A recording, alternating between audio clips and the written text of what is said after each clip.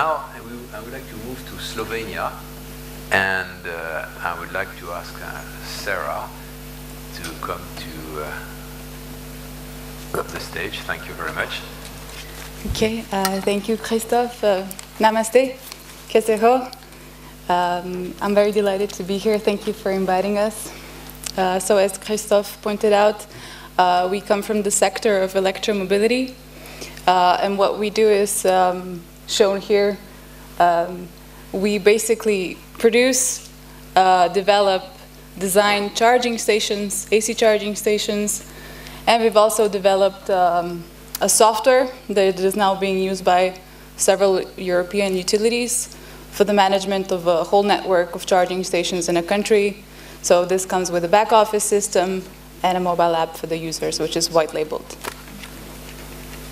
All right, so our main focus is to work in harmony with the grid, right? Our charging stations are not only smart, they're hyper intelligent. In fact, there's an artificial intelligence system that we've been developing over the past few years and through the course of several projects. So one of our core activities is actually research. So we're a company, but we also have a kind of a research institute. So for example, here you can see a few projects that we've participated in. One of them is a GIFT, as Philippe already talked about. GoFlex, Compile. So GIFT, that's a physical island. Compile, that's an energy island. And what is GoFlex? GoFlex is basically, we're developing a flexibility trading platform. We've also participated in projects related to standardization. We've been able to actually develop one of our charging stations through one of the Horizon 2020 projects. So what do we want to do right now? We want to focus on the flexibility. This is what we've been focusing on the past few years. We think that electric cars are actually the key drivers towards incorporating more renewables into the system. There's been a lot of talks about renewables, a lot about the storage system, but very little about the impact of electric cars on the renewables.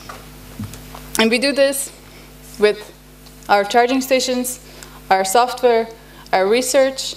We've been able to come up with algorithms to predict departure, to predict the EV user behavior in order to provide utility with the flexibility so that they can incorporate more renewables.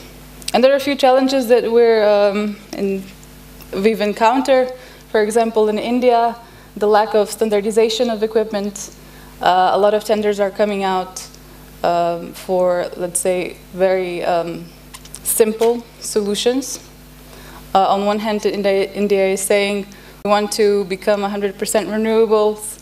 We want to provide clean energy, but if India will not standardize its equipment very fast, this will not be the case. And as Eva mentioned, we want to develop a product that will self-regulate. All right, that's it. Thank you.